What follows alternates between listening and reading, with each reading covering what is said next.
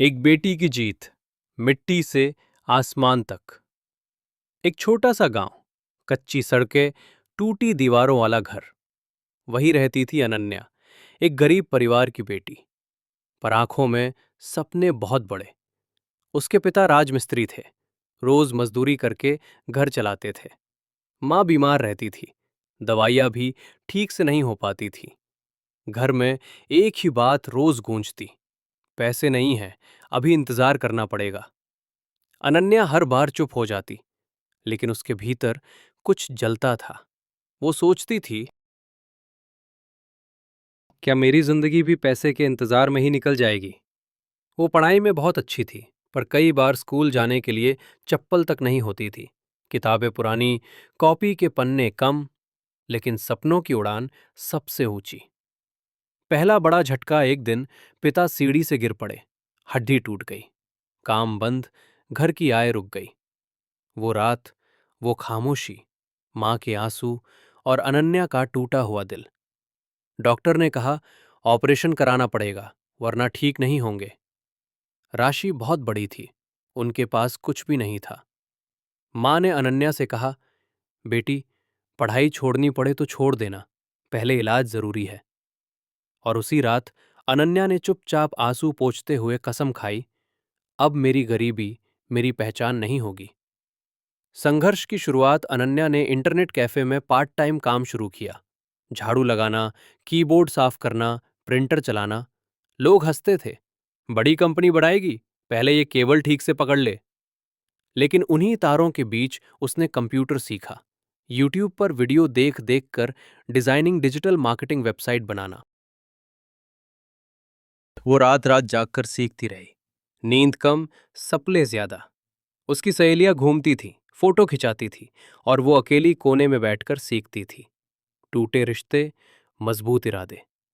एक दिन रिश्तेदार घर आए और बोले, लड़की है, ज्यादा पढ़ाई का क्या फायदा, शादी कर दो। पिता खामोश थे, मां चुप थी। अनन्या के अंदर से आवाज आई, मैं बोझ नहीं हूं, मेरा वजूद है। उसने पहली बार ऊंची आवाज में कहा, मुझे पढ़ना है, काम करना है, अपनी पहचान बनानी है। उस दिन बहुत रोई वो, लेकिन उसी दिन वो मजबूत भी हुई।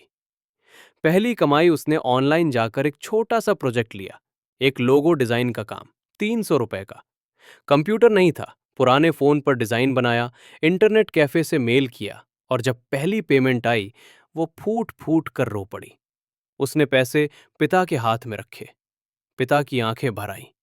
उन्होंने सिर पर हाथ रखा और बोले, आज पहली बार लगा कि मैं हार नहीं हारा हूं, मेरी बेटी मेरी जीत है। लगातार हार, फिर बड़ी जीत। वो काम करती रही, कभी पैसे मिले, कभी धोखा हुआ, कभी क्लाइंट भाग गया, कभी प्रोजेक्ट रिजेक्ट हो गया। लेकिन वो हर बार कहती, गलती नहीं, सिखाई है।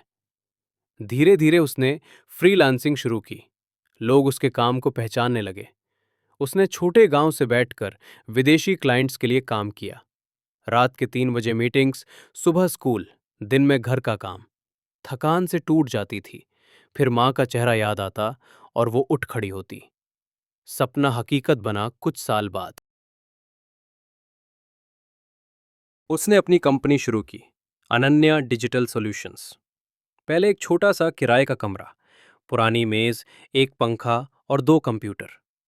आज वही कंपनी सैकड़ों लोगों को नौकरी दे रही थी, उसी गांव में जहां लोग कहते थे, लड़की कुछ नहीं कर पाएगी। आज लोग कहते थे, अगर बेटी पढ़े तो पूरा घर बदल जाता है। उसने अस्पताल जाकर अपने पिता के ऑपरेशन के सारे पैसे खुद दिए, मां के इलाज करवाए, और फिर उस स्कूल में गई जहां कभी उसके पास चप्पल नहीं थी। वो बच्चों के बीच खड़ी होकर बोली, मैं गरीब थी, लेकिन हार नहीं मानी। गिरा गिरा कर हालात ने मुझे तोड़ा, पर मैंने खुद को फिर जोड़ा।